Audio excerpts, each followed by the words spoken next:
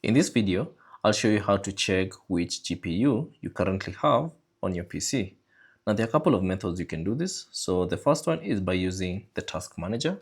So all you have to do is select or click the start option icon at the taskbar and then search for task manager and then open it. And then from here, click on performance and then scroll down and select GPU 1 or GPU.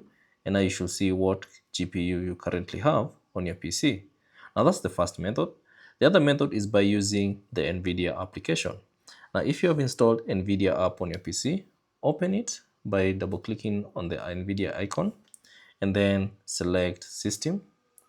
And then from here, you can either choose performance, which will show you the NVIDIA that you currently have on your PC, or you can simply select my rig and then scroll down and find the graphics card and display, and you can now see the NVIDIA that you have, or rather the graphics card that you currently have on your PC. And the other way is by using the device manager.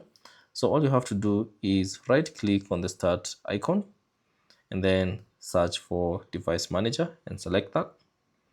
And then from here, all you have to do is select the display adapters. So double click on it and then you should see the NVIDIA, or rather the NVIDIA graphics card that you currently have on your PC. So those are the easiest way for you to know which GPU you currently have on your PC. Thanks for watching. If you have any questions, leave them down in the comment section below and I'll see you on the next one.